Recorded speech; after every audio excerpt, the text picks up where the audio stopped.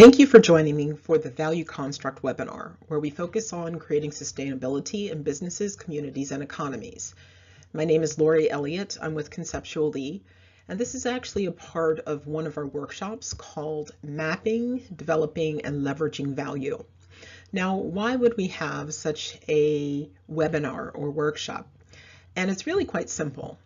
When we are looking to create new products as organizations or looking to build new capacities, new product services, new businesses, new projects, it's very difficult to have enough cash available. Now, it's different if you're a very wealthy multinational firm that has cash sitting in the bank, like Apple. But for most of us, we have to make choices and prioritize. And oftentimes it can mean that we cannot move as fast as we would like on certain projects. But I think that's because, or I actually know it's because, many of us, including myself for a very long while, focused on how much money that we had. But money is not the only form of value, and I think we already know this. We know that, for example, in the United States, it's actually intellectual capital that is increasing the value of companies more than any other asset class. We know that knowledge and information and education help people to advance in society, right? Advance in their lives, get better jobs, have better opportunities. So in all of that, those are different forms of value. Even a very simple kindness that someone does for you on a daily basis is value because it's very important to you. You know, you could have hurt your leg. You could have a cane, not a cane, let's say a cast. And, you know, you're trying to drive to an appointment across town. With the cast, you can still drive, but boy, is it very difficult to do that, you know, to get in the car, to manage it, to all this different stuff to get to your appointment. But you have a friend that volunteers to take you. Wow, at that moment in time, what your friend is doing for you is very important to you, very significant, because it's taking away a pain, it's giving you a gain. And so value is many different things. And in this webinar, or even in the workshop, we are certainly not going to be able to cover every situation or every context for value. We're going to be very focused on working with business models and when you are trying to create something new, create new ideas, bring new ideas to life, new projects, new ventures, or, you know, going into new markets. You can be an existing company. So just a variety of things situated around creating something that's sustainable, that has both a socio and economic impact. Okay, so the first thing that I want to do is just give a brief. The first thing that I want to do is just provide a very brief definition of value. And you'll see that this is a very broad, very general concept of value. And the reason for that is I'll explain that as we go through and just talk about value in light of economics, doing business, and having sustainable communities and economies. So value is the regard that something is held to deserve, the importance, the worth, or usefulness of something. Synonyms include worth, usefulness, profit, significance, advantage, benefit, gain, merit, and importance. Now, if you took a moment, I'm sure that you could think of every day some form of value that you got, something that was great, that you enjoyed quite a lot, you know, could have been an ice cream cone, okay? For you, it was refreshing, it was enjoyable. That's valuable to you in that moment. Others, it could have been information that you were given. For example, if you were going to a very important meeting and you needed precise directions to get to the meeting so that you would be on time. And you happened to find someone who knew exactly where you needed to go. And are you not appreciative to them? Because they gave you a form of value. Now, we certainly, again, can think of business, and we can think of business. There's the exchange of value. When a customer buys your product, there is a value exchange. You are giving them a product that it has some value for them, but in exchange, you get money, which is, again, another form of value.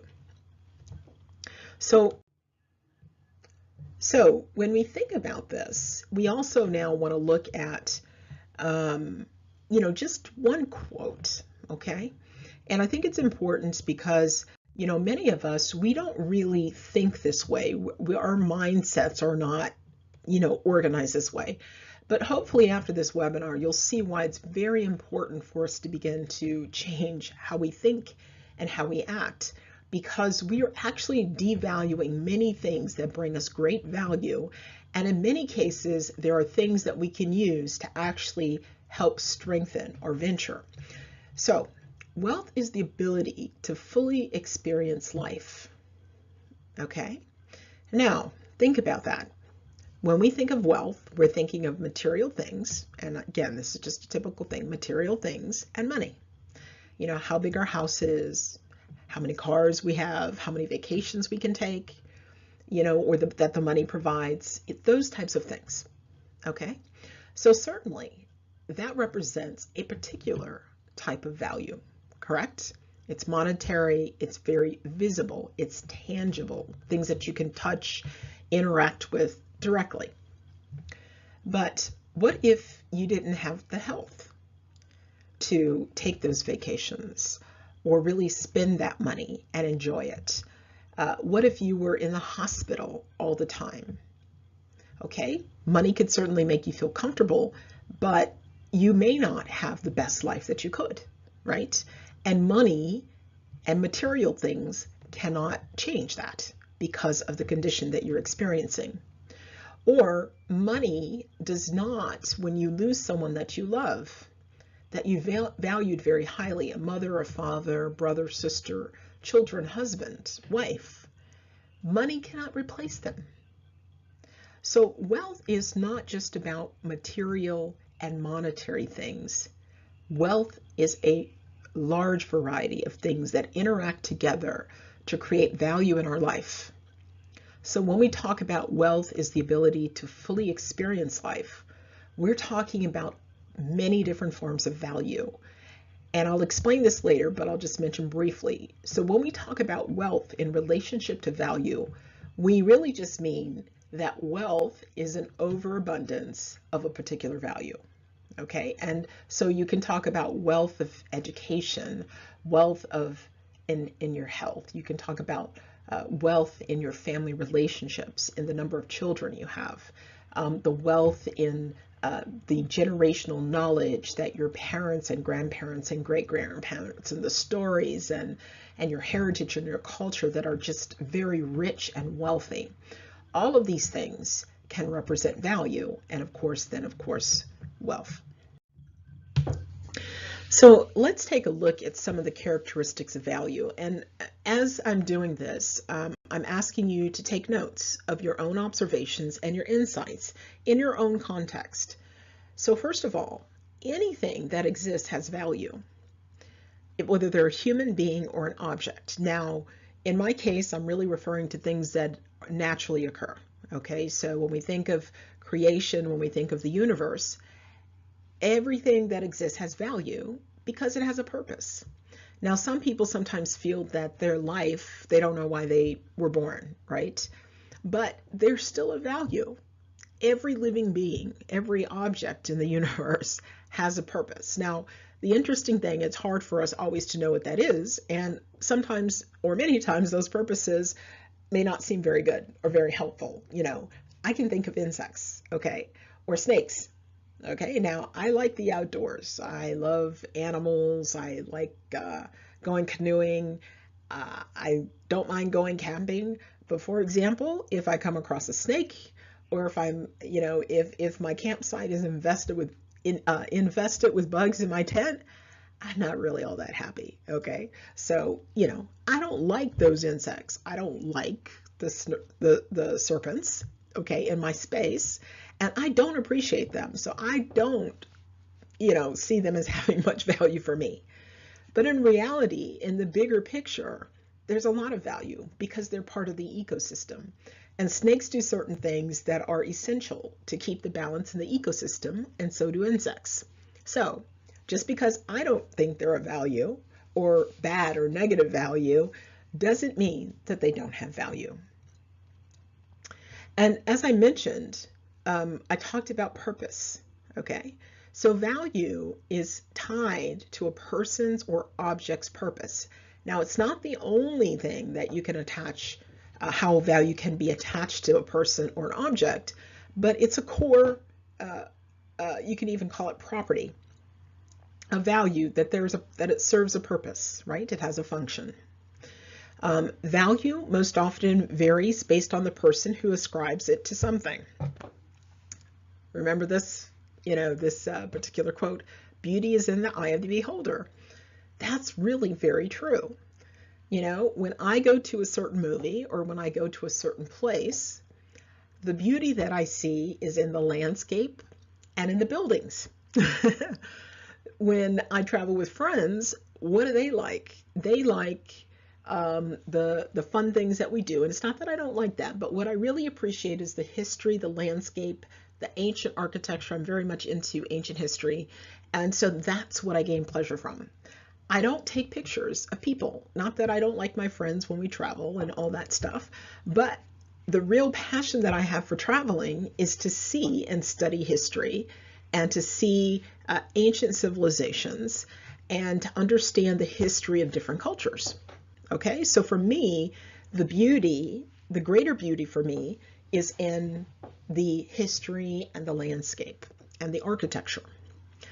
Now, value is tangible and intangible.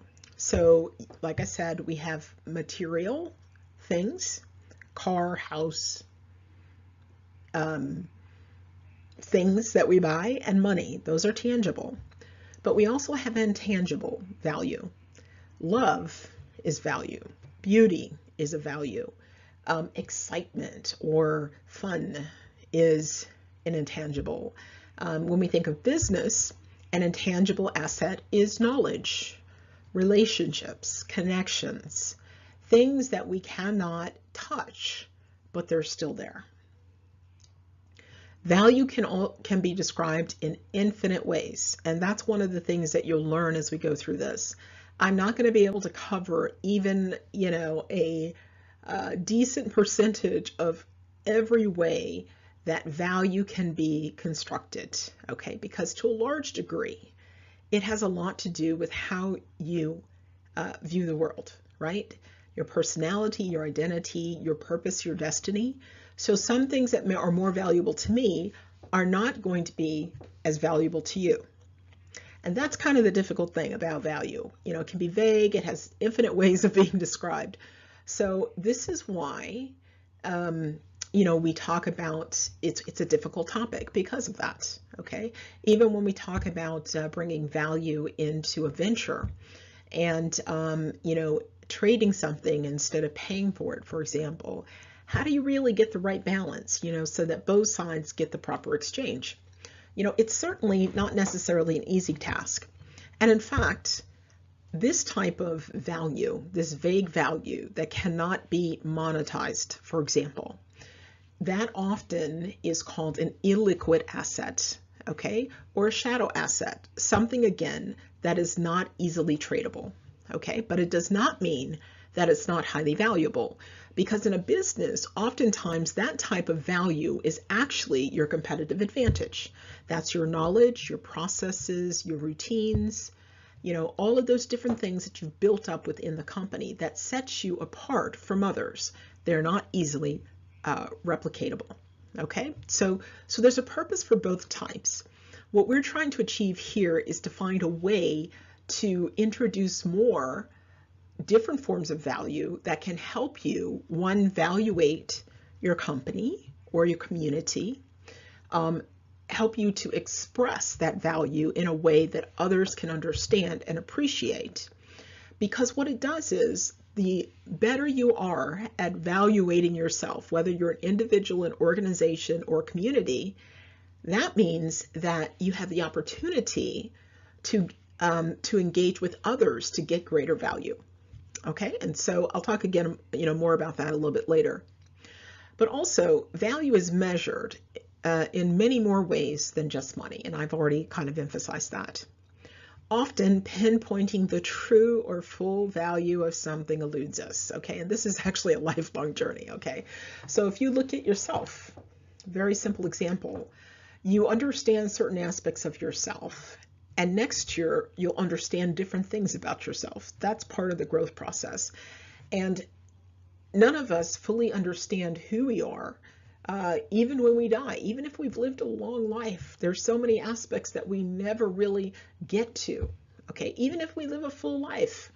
So value has so many layers and so many hidden areas, and it has so many different dimensions that the full value of something really often eludes us. Now, sometimes we get these defining moments where we get really great clarity, where we can feel and sense the impact and understand the true value of something for us, okay?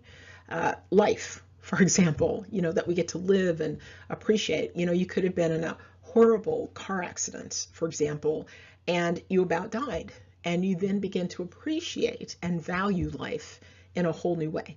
And that's just an example. But there can also be positive ways that happens. So then also we have that every person and object actually has intrinsic value and potential value. Intrinsic value, again, is really just because it exists. Doesn't matter what people think about it or whatever, but it has value because it is a part of the universe. So it has a place, a proper function, and so on and so forth. But oftentimes there is potential value. Okay, so when we think about people, within us, there's a purpose and destiny that we can live our life. There's a path. It's not precise, right? But there are things that we're designed to do. There are things that we're designed to be successful, but we may have many paths in which we can achieve that. But all that is potential until we actually do it and actually work on it. For an object, for example, you can think about natural resources. Oil, for example, okay? As oil in the ground, it's been there for thousands or hundreds of thousands of years, right? It just sits there. But it was when someone discovered that it could be used for a variety of purposes, including creating gasoline to put in our cars, right? So now we have something that had value because it existed, okay? But that value was not developed or exploited until there was discovery of the car and other such engines, right? Engines requiring gasoline or oil, that the potential for oil became apparent, okay? And so the idea is that everything has potential value, which can be transformed then into actual and increasing value, which I've already described. And people are the only species on Earth with the inherent power to increase or realize the value of something or someone. No animal has the cognitive understanding in terms of the dimensions, okay? I mean, there are, intelligent animals, but the level of problem solving that we can do, the level of interpretation of value, nothing reaches us. Now, some people will argue we're able to create artificial intelligence that can do that. And yes, okay, I'll agree that is going to be, change our world quite a bit.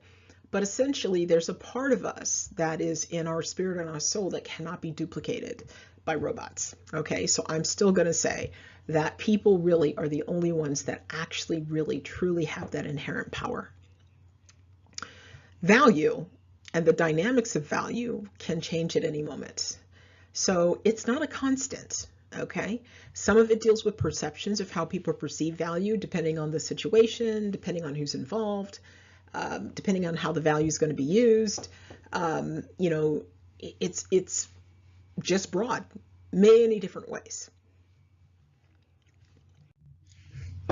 Also, value can be positive or negative. Again, think about profit and loss. Okay, there's value in the company You can have positive valuation, and it's not always just money, right? But cash flow is important. But you can also have negative. Your product can have positive and negative value. It's positive, customers are buying it, but it causes pollution, which is what is called a negative externality. Okay. So value can be situational. It can be good, as I've demonstrated earlier. It can be good for one person or in one situation, and bad for one person or in one situation at the same time. Think about the problems that people have that you're trying to solve in your business or in your community. Those problems are negative they present negative value to the people involved, but to you, they actually represent positive value because it gives you an opportunity to create a business or a product or service that people pay you for. Value can be misappropriated or misused, particularly if an object's purpose is not known. And that's one of the things, okay? And you'll see this when we talk about a little bit later about how you assess kind of everything together. You'll see that value can be missed because you don't understand the purpose. So you don't understand what it could really do. You also have instances where you misuse it. You think it's being used for one thing when it should be used for one thing, but it's really created to do something else. And just a simple funny thing that I used to talk about when I was first starting out in my career, I was doing computer training with people. And so this is when the mouse, and for the younger folks who are listening, you can't even imagine when this didn't exist, right? The mouse, or, you guys actually are using touchpad, and touchscreen. So it's quite a bit different. But when the mouse first came out, people didn't know what it was. So I was training a group, and I had someone who was, looking at the mouse, and he kept pressing it. And he kept looking at the computer, and what it was is he thought it was a remote control. Okay, so of course he didn't get very far with the computer, but when he learned the purpose, right, he used it well, and he started flying, and doing really well.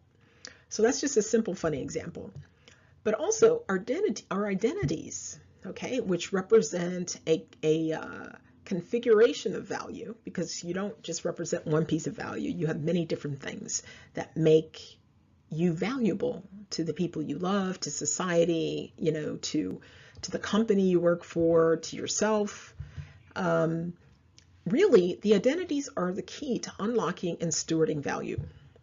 So the more that we know about ourselves, the more that we understand how to operate in that identity, the more value we're actually able to unlock, because we can see the value in us and we can see the value around us within our purpose and destiny. The highest form of value is encapsulated in people. And, again, some people may argue with me on this, so I'm sorry, but again, if people didn't exist, your economies wouldn't exist. There would be no need for your business.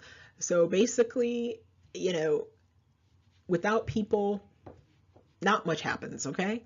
Now, that can be good or bad, okay, in some situations, but nothing gets done unless people are really involved.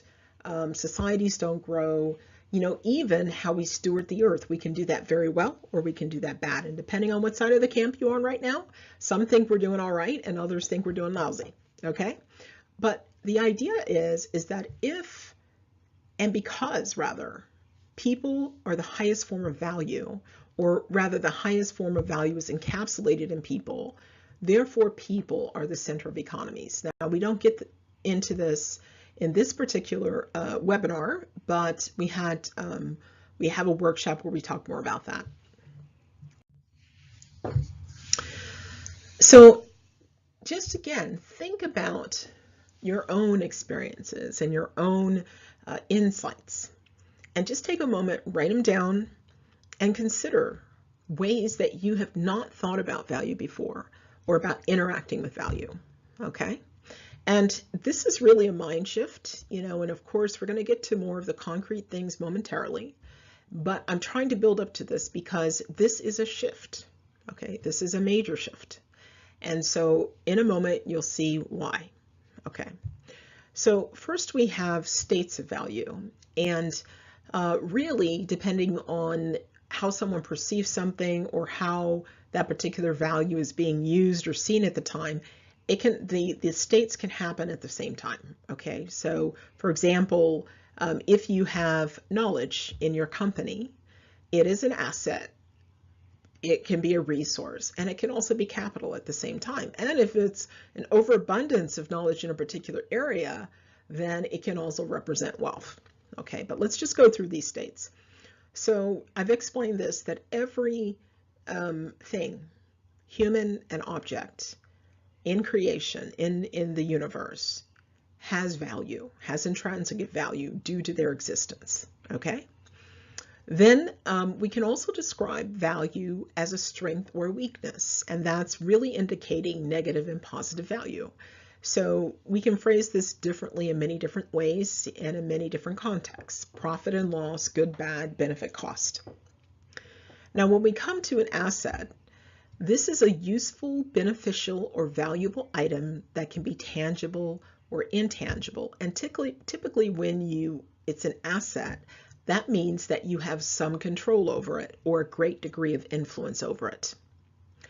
When we talk about a resource, it's a supply of a tangible or intangible asset that can be used to effectively operate.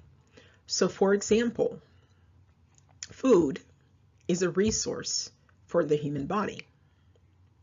Knowledge is an intangible resource for a company. Okay?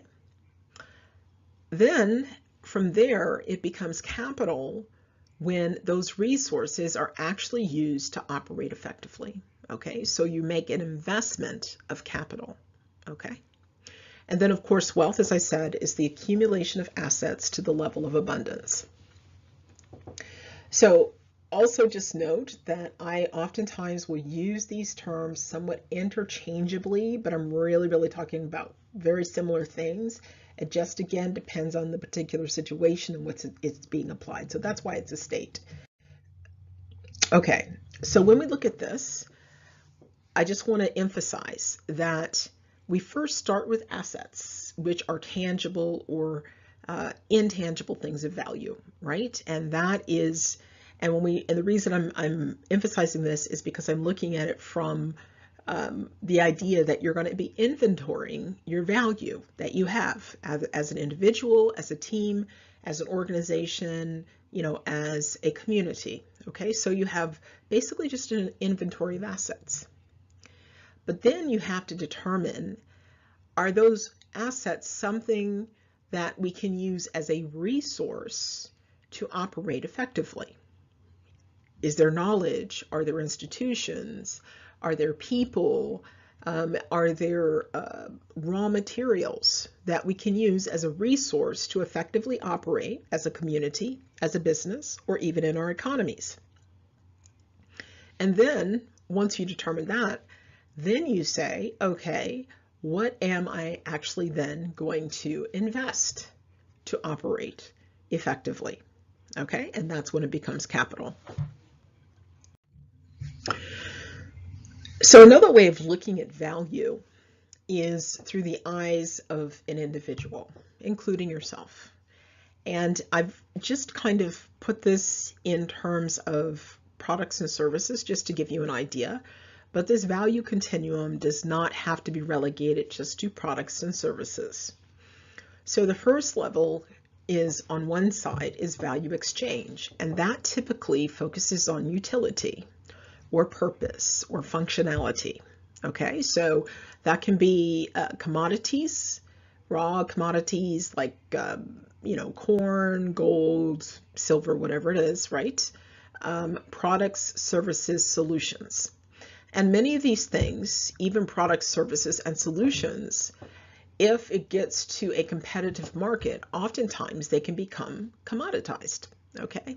Now the difference in that is that this has to do with, in part, how economies and markets work. So this is important for businesses to understand, even communities really, to understand, because when it becomes a commodity, basically the price,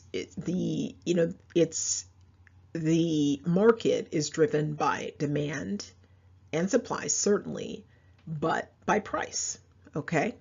So if there's a lot of supply, for example, it can push the price down. When there are more competitors, right? You see a lot of products, the price will go down, right? And of course, when the supply runs out, the price goes up. Now, from a business perspective, many of us don't want to be in that type of market because basically it's a saturated market where there's a lot of competition. Not that we don't do well, but oftentimes there's not necessarily really a market for growth. Where you get a market for growth is where you have a unique combination of things that create a unique space. Now, this is, I forgot what it's called, but it's a particular type of market. It's, what is it? Monopoly competition. So in a sense, you have your own unique space and your own monopoly. Now, it's not a true monopoly, okay? You're not necessarily taking over an entire market as, an economy would describe, but you've created your own space. And within that, you do very well. And that's really where a lot of companies are trying to compete, actually, to have that unique space, because innovation, the ability to change, the ability to transform is really where you get the highest value in terms of your products and services, over time. And that's where you really get sustainable advantage. But in part, now this is, now dealing with adding value. I talked about, a little bit about the market, but this is really the market. So there's a value exchange, right? Transfer, the big thing is price, right? And the key, features of the products. Then now you go to value and experience. This is where you start connecting with your stakeholders, particularly the customers, because of their experience with your product. Okay, you can actually have an experience, sector, for people who like to do tours and do all those different things. But really, it's just talking about the fullness of the interaction with you and the market and your stakeholders. So for example, it's called customer experience. When we talk about customer service, we talk about support, we talk about all those additional interactions, all of the touch points, those places, where you intersect, where the company intersects with the customer, which can include your staff, can include your email, newsletters, can include your website, can include the product itself, so it's just a variety of ways. And basically at that level, people are living through the experience. So that is how they value that particular product or service, okay, or combination or interaction. Another thing to think about is that at this level, you start really interacting with the customer, not just getting feedback, okay? And then the next level is value and meaning. This is where people now engage because they can identify with your brand, okay? They can identify with maybe your social impact statement and what you do to live that out, for example. And so this is really just showing you the higher value. Now, if you were in previous workshops with us, you would have seen that we talked about Maslow's hierarchy of needs. So basically, the basic levels of needs deal with value exchange. Those that deal with, I think it's belonging, right, which is often related to career, family, those types of things, is related to value and experience. You're living through. And then the third level is being, self-actualization and transcendence. And so all of this then represents higher levels of value. So, when we're talking already here, you see that we have three terms related to value: value exchange, value and experience, and value and meaning.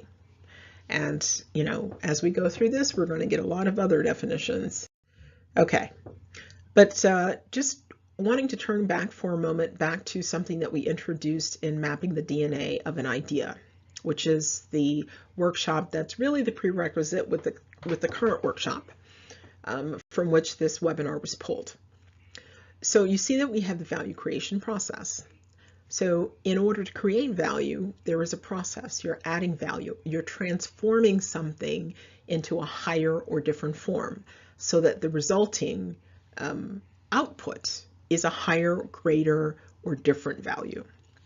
So in this particular example, again, I won't spend a lot of time on this, but you have your dreams and ideas. They're planted in your spirit. Those seeds start growing into plants. Those plants produce fruit, which is value, with new seed. New seeds now produce more plants, which produce more fruit, again, which is value, right? And seeds, and that's multiplication. So again, you're accumulating value, which ultimately can be lead to wealth and overabundance of value. Now, the interesting thing here is that the seed actually has value, right? It's not just the fruit, okay? The seed has its inherent value because it has the power to replicate, okay? So there's a value in that because it is able to produce more fruit. It's able to reproduce. And the same thing with plants. Plants have their own value. And as they grow, they do a variety of purposes. They serve different purposes. Some plants like flowers, they're used to help pollinate, using the bees and the bugs to pollinate, right? And to keep our ecosystems alive, right? And as multiplication keeps evolving, it then begins to overflow in profit, right? Which is a positive form of value. And then the cycle of multiplication evolves and transforms over time, but it can endure. So this is entirely all about value. Now, the interesting thing is when we look at a system of value, and this is where we're really going to start shifting here. So first of all, let's think about our bodies.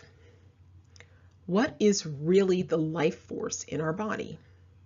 It's our blood attached to the circulatory system. Okay, because what happens is our blood goes into our heart, bad blood, okay, goes into our heart, and then it's sent, and I don't know the full steps and all this, but this is just a basic description, that it goes into the heart, which in this process is attached to the blood also going through the lungs so that it can be oxygenated, and then it's then transported through the circulatory system, all of the veins and all of that, throughout your body to go into your cells, to bring oxygen to your cells and other things, and also to transport nutrients. So the blood and the nutrients then provide the basis for life and for growth in your body. Now, value is the same thing. Value is the life force of well-being for individuals, families, communities, economies, and nations. Now, in economic terms, we often hear liquidity, which means that there's enough flow, right, of money or basically, enough money flowing to keep the movement of value, the movement of resources in an economy. Okay, so that all has to do with flow. Okay, so it's really the same thing. So business models are the circulatory system for value. And I'll, highlight that a little bit more, because you have value coming in and you have value going out. Okay? And the right business models promote life and growth. Now let's look at this value system in a different way. Let's now deal with it as a business model. So of course we have value in, and we can have both good and bad value. Okay, we can have the problem, for example, is considered bad value, right? But it's the context for us creating our product or solution. And so it is bad, but it's good because it creates the opportunity. So there's always typically good and bad in every scenario. And then the value is also internal and external. So that means within your organization, there is internal value that's used as a part of the system, And there's external value. It can be the context, it could be your stakeholders, just a variety of things, but that's value in.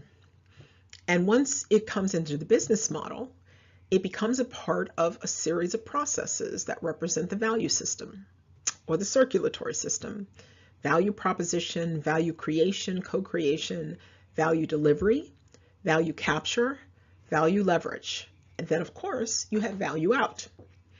And so it goes out to the stakeholders, and that value goes out to impact society. And basically, again, it can be good or bad. Again, simple example that I gave is that your product is a great product, people are buying it, but it creates a whole lot of pollution. Cars with using gas, for example, created a lot of pollution. That's a major negative externality. And that value, again, can be internal to the company, but it can also be external as well. And again, it normally is both. So now what we're going to do is we're going to break down this value system and talk about the business model and this value system, or the fact that the business model is a value system. So first of all, I won't spend a whole lot of time on definitions that we've already gone through in the previous workshop, mapping the DNA of an idea. So this is just basically a review. So what a business model does, it describes how the venture or project logically creates a reciprocal exchange system of value for stakeholders. Okay, so we've been talking about this actually all along, but we have not, really looked at this in a way to understand one of the underlying foundations of a business model, or of how businesses and communities and economies operate. So again, with a business model, it's stated in terms of perceived benefits or reduced costs, and really, it can be much more than that. Those are just, again, we always try to just streamline definitions. And it's also transparent as to whom value should flow and how. It's perceived as an appropriate exchange of value. And what we mean by that is that one party is not being cheated, exploited, so on and so forth. So it's an appropriate exchange of value. And it also occurs during a time frame longer than one transaction. So we're really looking at, again, when we talk about stakeholders, particularly customers, we're not looking at these once-off transactions really in terms of defining what the business model. It's the ongoing engagement with that set of stakeholders, or with that community, with with a particular customer. In the case of a customer, we might be looking at it in terms of the customer life cycle. Now, for us, we're very attuned to doing sustainable business models. And basically what that means is that you are adding value to your stakeholders, environment, and society, rather than trying to extract value from them, as well as co-creating value with the stakeholders. So again, this is a little bit different than what I've mentioned before. In the previous workshop, co-creating, we did not really emphasize that, but really when we talk about adding value to stakeholders, it's normally because they're involved. And so because they're involved, there are ways to achieve higher value because they're part of the process. And in reality, you still extract value. You still exchange value, you still extract value. And so it's okay to extract, but the thing is that extraction should not be your objective, meaning you do it at all costs. The idea is to find a way that there's mutual benefit, for the different stakeholders for being involved. So again, then, if we think of it in terms of that, then a sustainable business model is one that embeds a future for the next generation. And again, that they can see profit as gain or increase. And they view profit as something that can occur in many forms, not just as money. And again, profit is what? Value, right? So profit can take on many different forms. It can be spiritual, it can be economic, it can be intellectual, it can be relational, so and really I mentioned, profit, I didn't have it as a separate item, but basically, I had categorized it in the strengths and weaknesses as a strength or weakness state of value. And just again, a few additional characteristics related to a sustainable business model. Sustainable business models have growth, multiplication, the ability to adapt, and also the ability to transform, to literally, be changed into something new. Okay, and that's what we mean by revolution, which is more like radical innovation, or evolution, which is incremental innovation. Now, I wanted to look again. This is something that we presented in Mapping the DNA of an Idea, that there are two value paradigms, and this is very important. Again, we're getting more terms related to value. On the left-hand side, you see shareholder value and also existing value distribution. What that simply means is that at the expense of other stakeholders, there is an emphasis in corporation on the shareholders, and those are people who've put in money or other resources or things of value for which they have gotten stock in exchange. And so when you have that mindset, often you focus on short-term results, financial measures, vertical control, and efficiency. And it's not wrong to have short-term results or have financial measures or a degree of vertical control or efficiency. Okay, but you can do it to such a level that it does to the exclusion of many other things that are important. And so when we look at this, really, we're not so much saying that you do one or the other, but that you shift more to the right for the emergent form, which is stakeholder value. It's more holistic. It's looking at all of your key stakeholders. And when you do that, you're able to create sustainable, transformative results. And you can even get results in the short term, but you have a long-term horizon. And the measures tend to be more holistic. Again, we're not just looking at money, right? We now look at the impact that we make in the environment, on people. We look at the different forms of value, which we're learning to do in this particular webinar, in terms of how to measure that, to get the full value, to understand the full benefit that we get from this business model. And then there's empowerment and creativity and effectiveness. Now, why is all this stuff very important? It has a lot to do with our business environment today. As I mentioned before in a previous workshop, it's chaotic, there's constant change, there's turbulence, it's fast.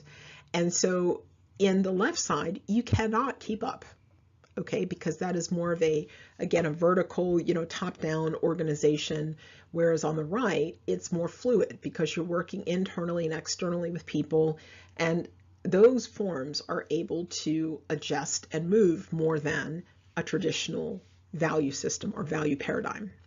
And so a part of this, then, you also see that there is strategic value creation. Now, I slightly changed this if you took a previous workshop with us, to add co-creation, because value creation can also be applied in the traditional sense. And so we need to, delineate between value creation that basically kind of gets you stuck in the same place and value creation that will get you, and help you grow.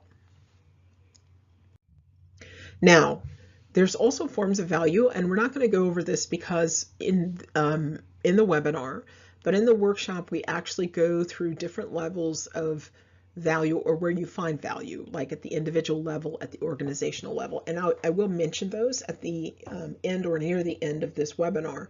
But really, the time to be spent on that is really where we start talking about mapping the value or inventorying the value that are available at every one of these levels. So just go back, if you can, try and remember the value system. Again, the reason that I was going through these definitions and these different slides was now to unpack that value system. So we talked about the business model, the sustainable business model, forms of value, and the value paradigm and the value continuum. Okay, so now we're getting ready to talk specifically about the parts of the business model or the processes, right? The components of the value system, this business model, but also within it, the different parts and the different forms of value processes that we were talking about. So again, just as a review, a value proposition is a promise of value to be delivered, is the primary reason a stakeholder will contribute to you, explains how your product or service solves the stakeholder's problems, improves the stakeholder's situation, relevancy, makes it relevant, and or delivers specific benefits, which means that you can quantify typically to some degree. Again, it's hard to, quantify every form of value, okay? But anyways, so that's the value proposition. Now, when we look at the seed model canvas, which is our representation of a business model, the value proposition involves 5 different areas. It involves the problem, which creates the opportunity, right? So that's a good thing for you. But it represents the negative value, right? That people are experiencing that you are looking into solving. And then, of course, you have your solution, which could be, again, the good value, but it could also have negative things as a part of that. And a solution, again, we just use that term, but really what I mean is that it could be any form of or level of offering to the stakeholder or the customers. It could be a commodity, product, service, solution, experience, or a meaning, okay?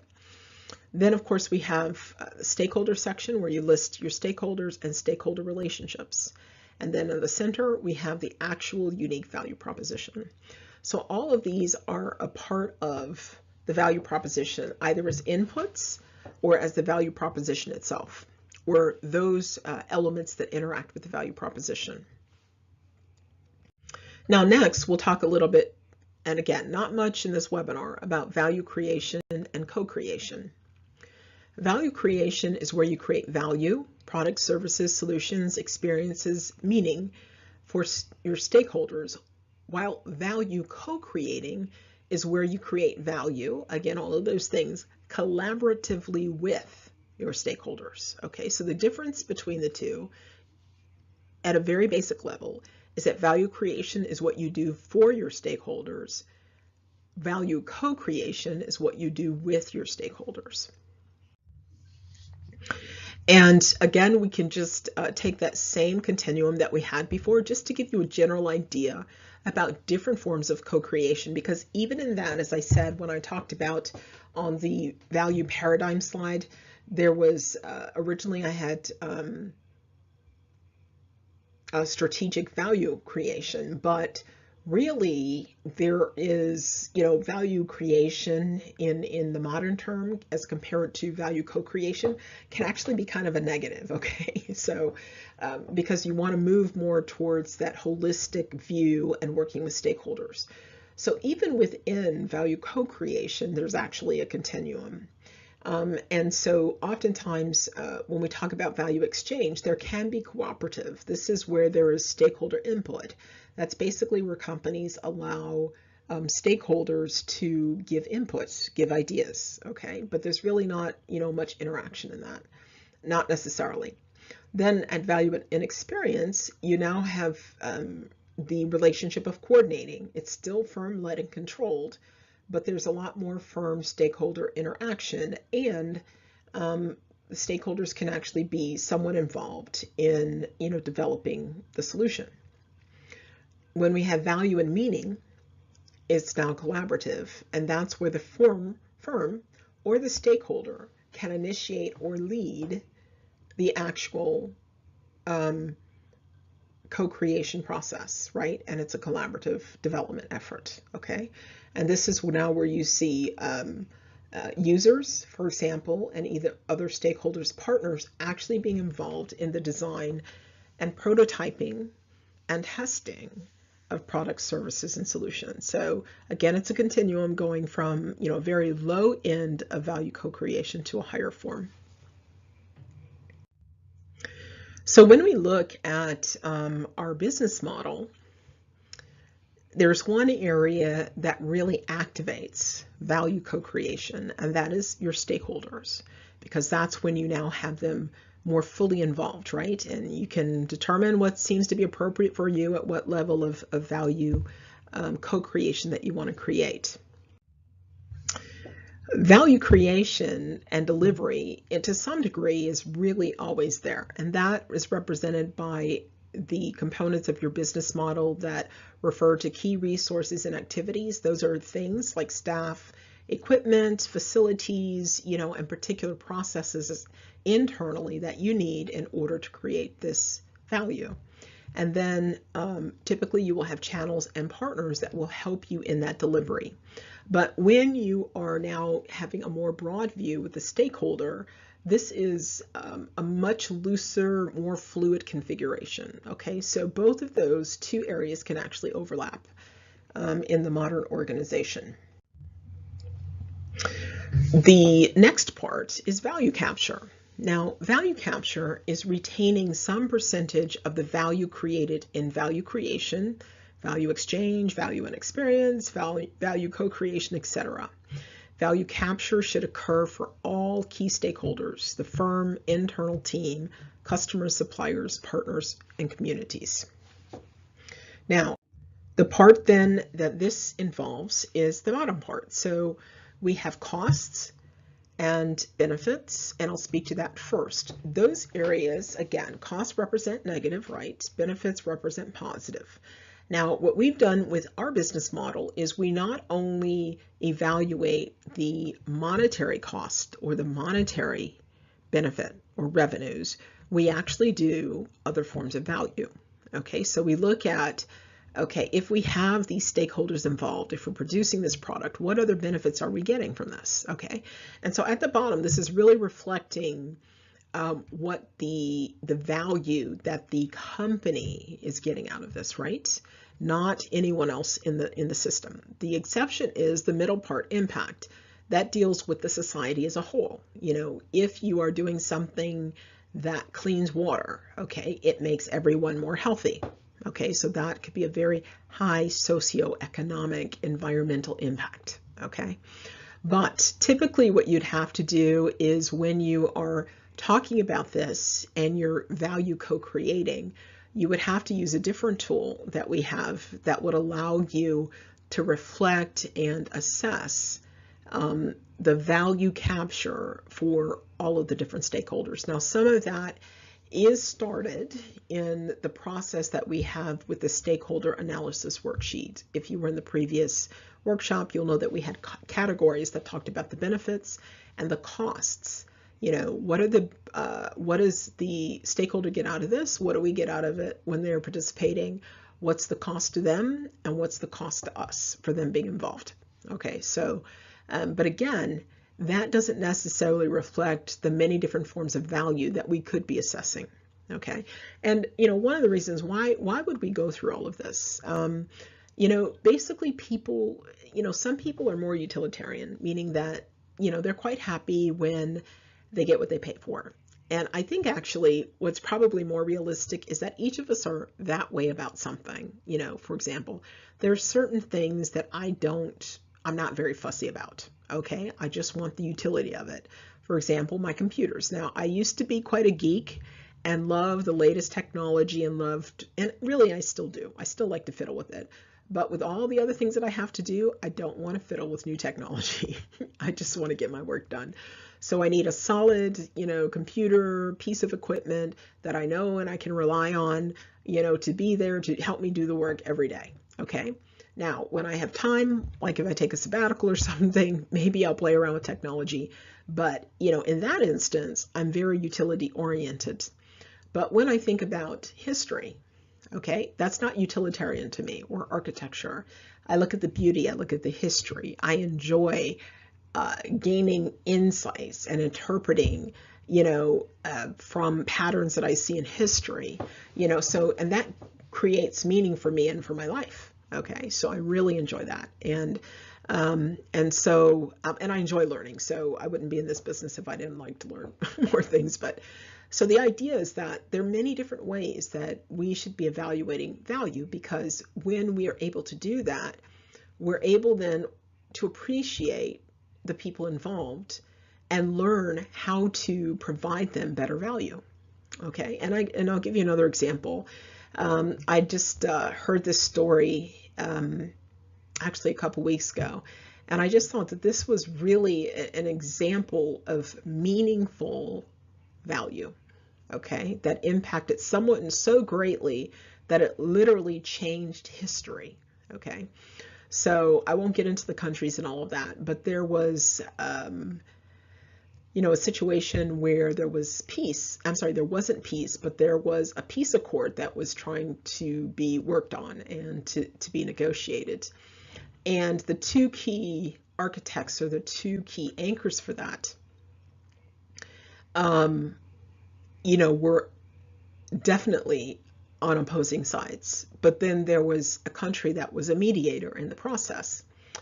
And one of the parties was getting ready to leave, and just felt that, there was no chance that they would ever be able to come to agreement. And overnight, the mediator was, and again, this was like, these were government leaders, so their positions were positions of significance.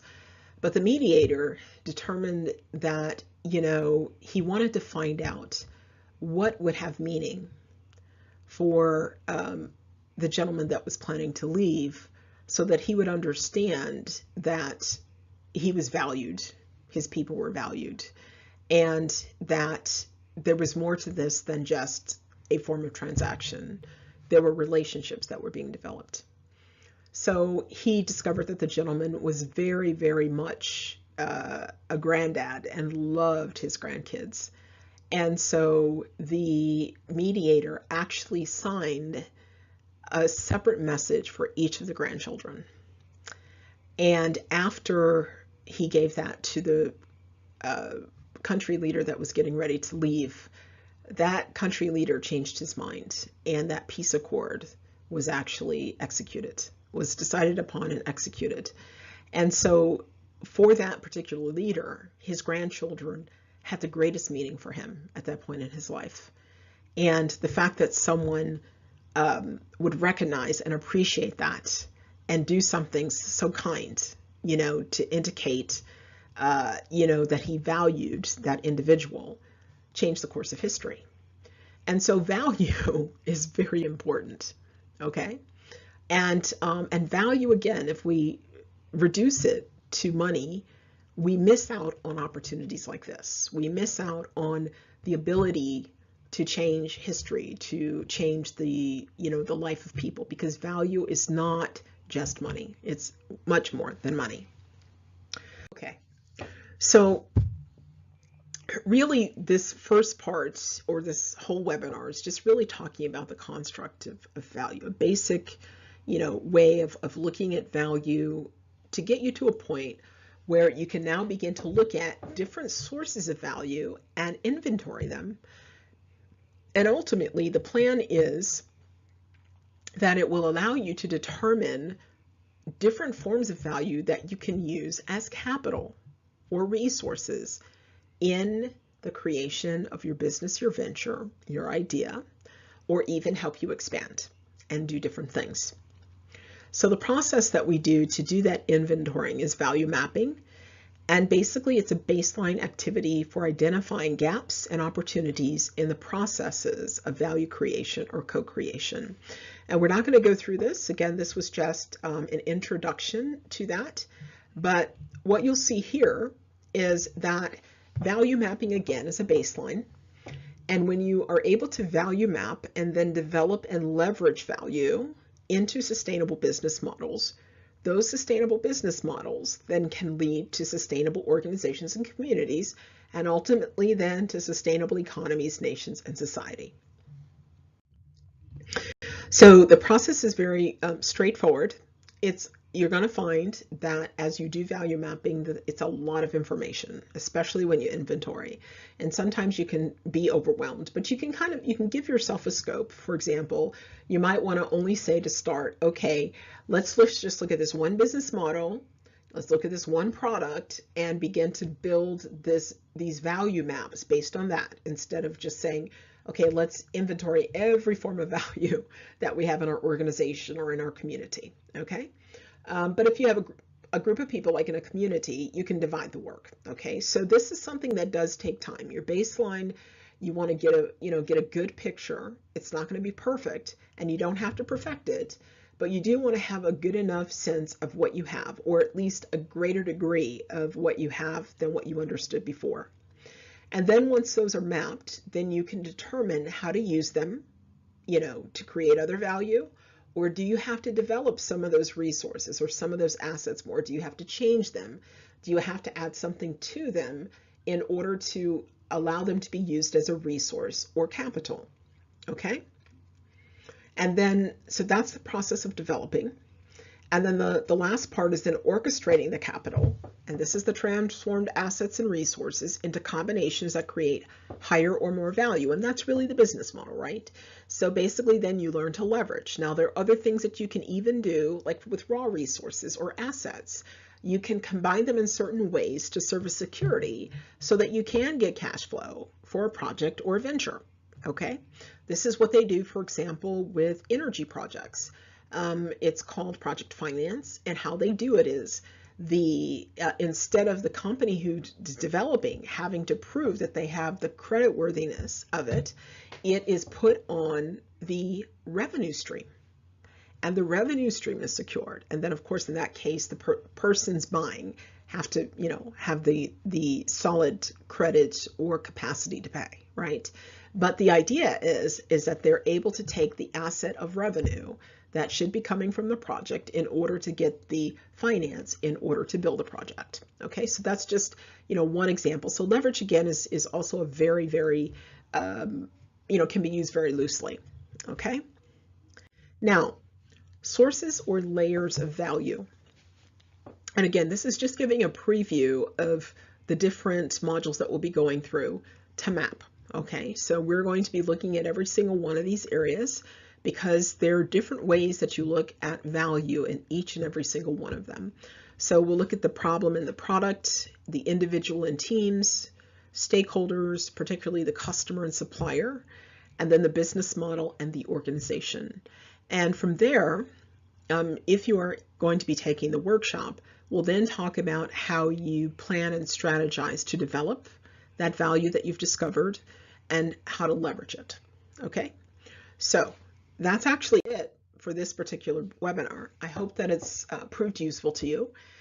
If you would like more information about the workshop that I've been speaking about, mapping, developing, and leveraging value, you can reach out to us at our email address, or you can go to our websites to find out more about the methodology and also events that we have planned, including workshops and training. And visit us at www.afrobiz.org or globalstratos.com. Thank you again. This is Lori Elliott with Conceptual Lee. I'm signing off.